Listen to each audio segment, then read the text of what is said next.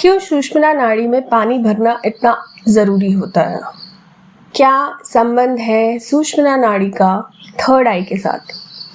आज इस वीडियो में मैं ये बात बताने की पूरी कोशिश करूँगी ताकि आपको बहुत अच्छे से समझ में आए कि क्यों सुषुम्ना नाड़ी का एक्टिव होना आपके थर्ड आई के लिए ज़रूरी है। ध्यान से सुनिएगा, एक भी पॉइंट मिस हो गया तो शायद ही आप पूरी बात समझ पाए। नमस्कार, शून्य the power of empty mind में आप सबका फिर से स्वागत है। मूलाधार चक्र से पहले और क्राउन चक्र तक, क्राउन चक्र में स्पेशली मां कुंडलिनी शक्ति को 3.5 नॉट का सामना करना पड़ता है।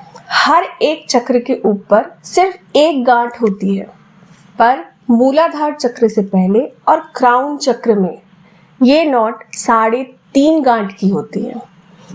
तो हर बार जैसे जैसे आप अपने चक्रों को बैलेंस कर लेते हैं, सुषुम्ना नाड़ी उन नॉट्स को तोड़ने की और खोलने की कोशिश करती है ताकि वो आगे बढ़ सके।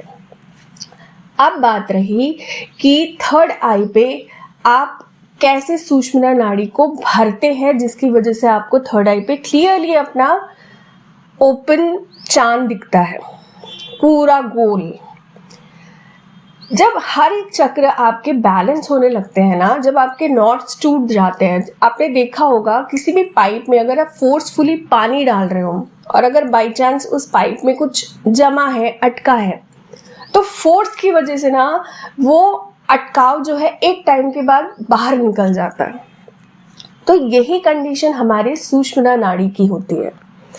जब धीरे धीरे करके आप ऊपर की तरफ उठते हो, थर्ड आई तक पहुंच जाते हो, मतलब आपको थर्ड आई पे चांद दिखना शुरू हो जाता है। इसका मतलब ये है कि सुषुम्ना नाड़ी में आपके थर्ड आई का नॉट नहीं तोड़ा, वो आपके क्राउन चक्र तक पहुंच चुकी है, वहां के नॉट को तोड़ने की कोशिश कर रही है। जिस भी इंसान को आज अपने थर्ड आई पे चांद दिखने लग गया है, वो मेरी एक बात से ज़रूर सहमत होंगे कि उनको वो चांद 3 तरीके से दिखता है। एकदम से दिखता है तो वो नीचे की तरफ आ रहा होता है। दूसरी तरीके से जब वो दिखता है, वो कुछ पल के लिए टिकता है, फिर नीचे की तरफ आ रहा होता है। और थर्ड सिचुएशन में क्या होती है, वो ऊपर की तरफ जा रही होती है। ऐसा क्यों? अब ये डिपेंड करता है कि आपको थर्ड आई का चांद किस वक्त दिख रहा है। ये पर्सन टू पर्सन अलग अलग होता है। हो सकता है आपको थर्ड आई का चांद तभी दिख रहा हो जब वो नीचे की तरफ टपक रहा हो, ठीक है, मतलब सुषुम्ना नाड़ी का जो पानी है वो नीचे की तरफ टपक रहा हो। या दूसरे सिचुएशन में ये हो सकता है कि सुषुम्ना नाड़ी का पानी आपको वहां तक दिख गया है, कुछ पल के लिए रुक रहा है, फिर वो नीचे की तरफ टपक रहा है।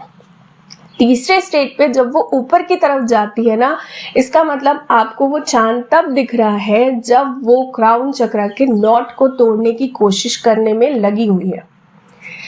सुषुम्ना नाड़ी का जो पानी है या नॉट खोलने का जो प्रोसेस है वो बंद नहीं होता, वो चलता रहता है। जब हम मेडिटेशन में बैठते हैं ना, तब ये दुगनी तेजी से चलता है।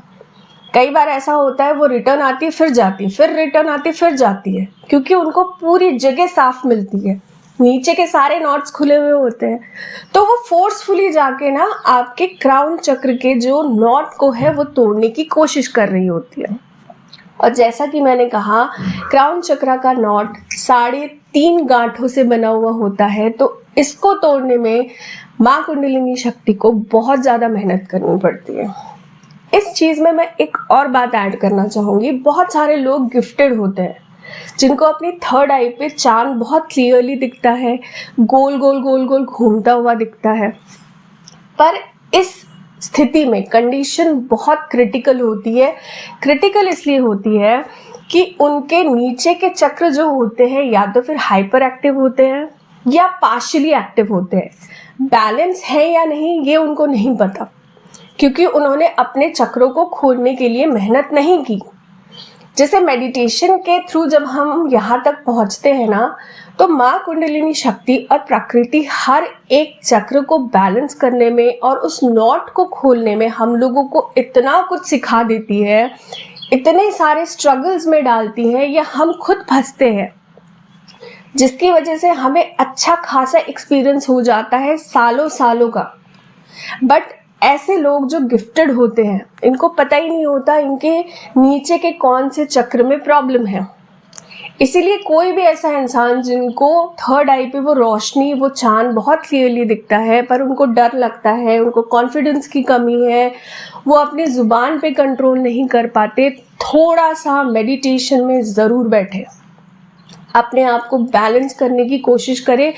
क्योंकि क्या पता आप जो बोल रहे हैं, आप जो कर रहे हैं, वो एकदम से आपको रिफ्लेक्ट करे। रिफ्लेक्ट इन द सेंस, आप वही जो मैसेज है वो यूनिवर्स तक भेजें और यूनिवर्स उस चीज़ को करे, और उस चीज़ का आप पे क्या असर पड़ेगा ये आप नहीं जानते। सो इन बोथ द सिचुएशंस आपको मेडिटेशन रेगुलर बेसिस पे करना है, चाहे वो आप थर्ड आई में है या थर्ड आई तक पहुंचना चाहते हैं। आशा करती हूँ मेरी इस वीडियो से आज आपको कुछ नया ज़रूर सीखने को मिला होगा। चैनल को लाइक और सब्सक्राइब करना ना भूलें, फैमिली को बढ़ाते रहिए। आज के लिए इतना ही। Thank you so very much.